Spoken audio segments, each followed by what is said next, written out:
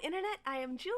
Welcome to Jaunty Adventures, where we explore the cuter side of gaming every week. Today we are looking at a brand new indie game that I'm super excited about, Beasts of Maravilla Island, which recently came out on Steam as well as Nintendo Switch, which is the copy that I will be reviewing. As soon as I saw this on the Wholesome Direct, although I've been following it for a while before that, I knew I was getting it because, one, it's a Pokemon Snap-like, two, they showed a banana toucan in the preview.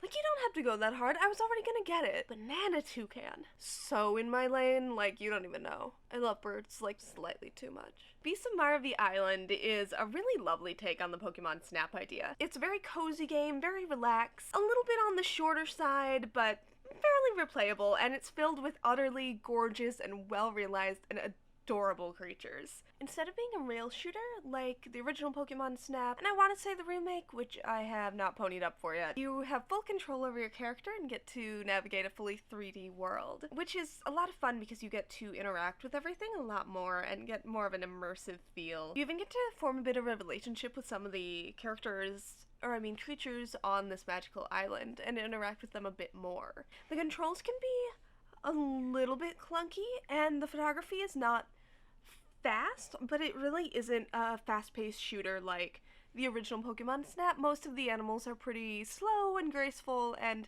have kind of looped character animations. It definitely is a game that is much more focused on, like, really setting up a shot and taking photographs. In fact, some of the things you're taking photographs are just like mushrooms or ferns or various cute pieces of nature and that kind of stuff, so they don't move at all. And this gives it much more of a slowly setting up a shot feel instead of like the fast-paced rail shooter that the original Pokemon Snap has.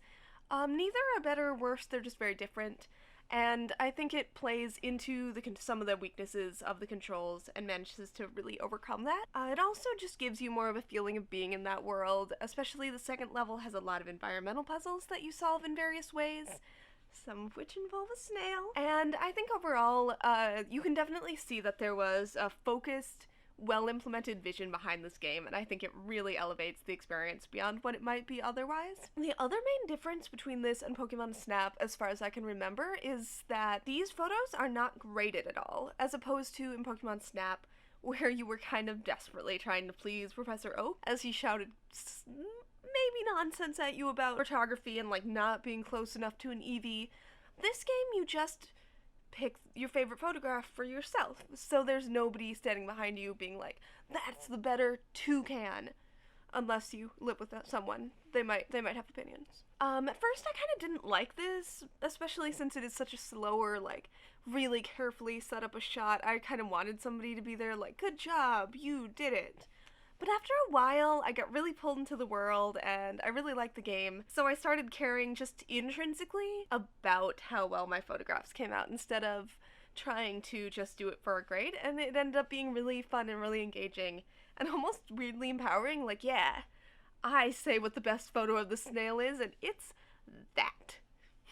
So I had a great time with it. And I think that all these changes are really for the best. It really adds to the kind of wholesome, cozy vibe that they're going for, since nobody's hanging around being like, your photographs suck. Feel bad. You have displeased Professor Oak. And then he's gonna sleep with your mom. I played the Nintendo Switch version, as I said, and it played really pretty smoothly. There were a few graphical glitches, almost no slowdown, and there was one glitch that somehow I'm guessing is gonna get patched. But I think that's my fault because it was an immediate second playthrough to get the footage that I've got on screen, and I think it kind of messed with what I was supposed to be doing. I ignored some prompts, and then it didn't let me select anything till I restarted the game, but it, wasn't the biggest deal. I've had worse recently. Where this game really shines, and I think its strong point, and is, oh my god, I loved the character design. Most of the animals are kind of a chimera, maybe combined with, like, minerals or fruit or that kind of thing, and then the worlds can be fantastical, but a lot of them are like pretty realistic flora and fauna going into it, especially like mushrooms and flowers. They actually thank a science museum for letting them study a number of collections, and I think this really shows in the design. They are seriously so well studied. They have like perfect anatomy. They're obviously each based on something real or a couple of real things with fantastical elements. And I think this really comes together great. It makes the world feel believable. It makes it easier to get sucked in and suspend disbelief because these animals look like they could wander by in a jungle somewhere. And it gives it its own uniqueness. It gives it a real sense of style, and it really sucked me in.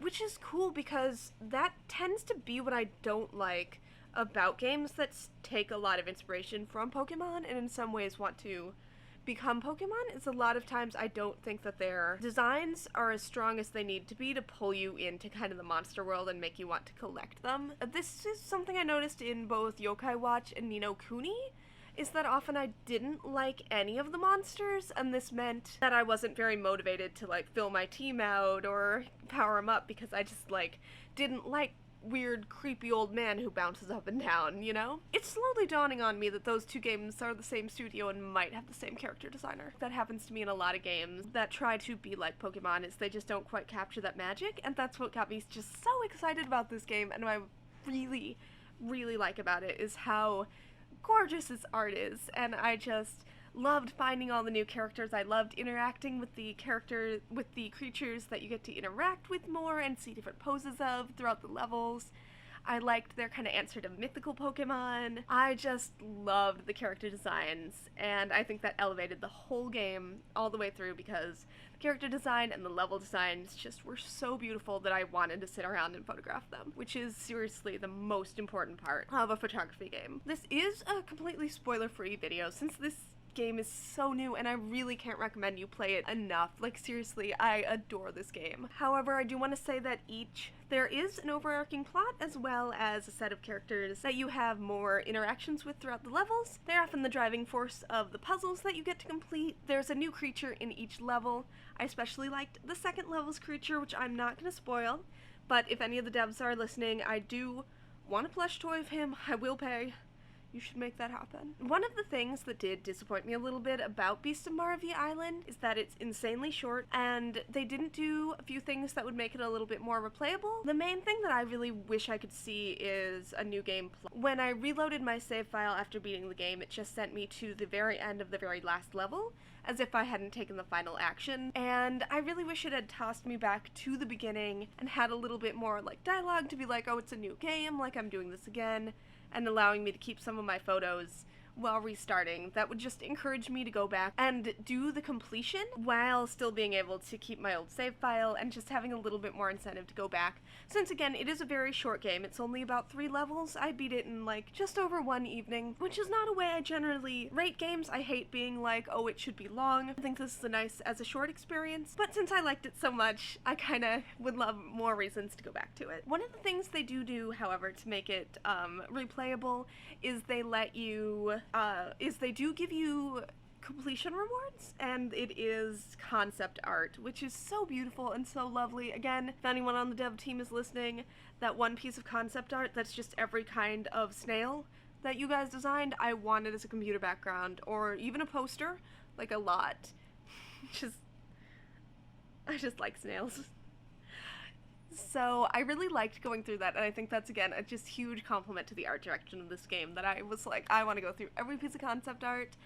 You also unlock little, like, Super Smash Brothers style trophies that you can spin around on one of the menus, and I went through all of those and really liked it. I really liked seeing some of the detail on the animals that hide a little bit more, and overall I was just thrilled to go through these completion rewards, which is just such a compliment, again, to just how much I really liked the art direction of this game, and I really liked the creature design.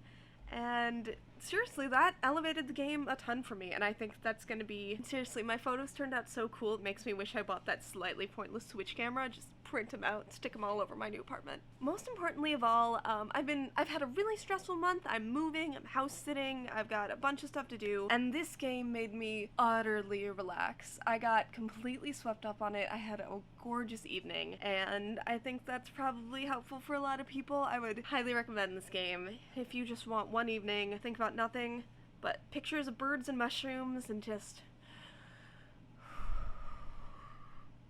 take a little time. Plus, seriously, there was snail photography. 10 out of 10. Thanks so much for watching. Subscribe if you want any more cute gaming content straight to your subscribe box. And I will see everybody, hopefully, very soon.